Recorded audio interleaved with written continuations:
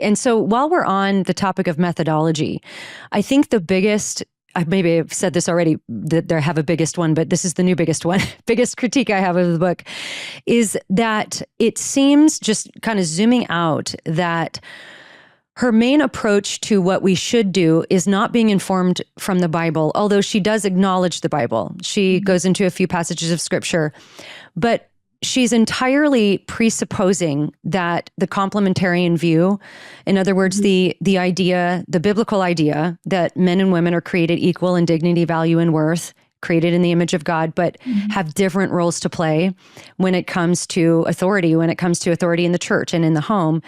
She is identifying that as the biggest problem between people being able to have good sex, is that they have this view that there's this difference between men and women when it comes to, like you mentioned, hierarchy and authority.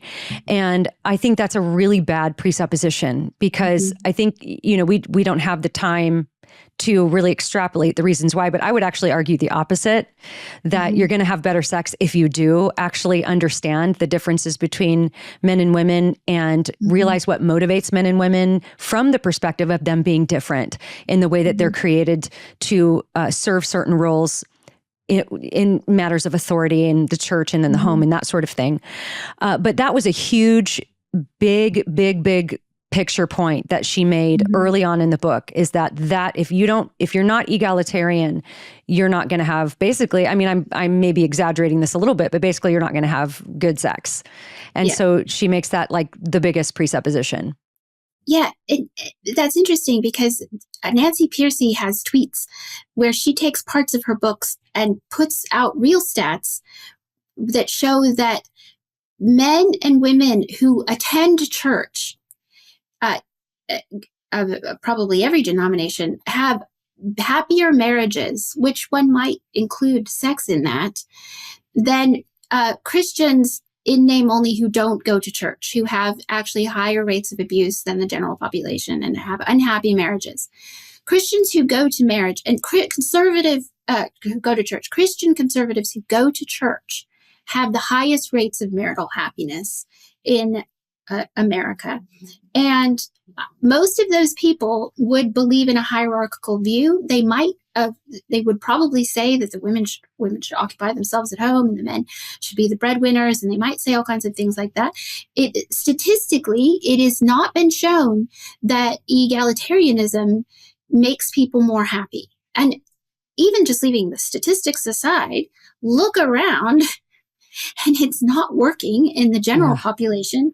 When men and women are exactly the same, you don't get anybody having better sex with each other. You don't get richer and better relationships. It's when men and women agree that God is God first and they aren't God, and that there's certain biological realities that are just true and a given, then you see, I mean, if you look at different populations of people, you can see an overall sense of happiness.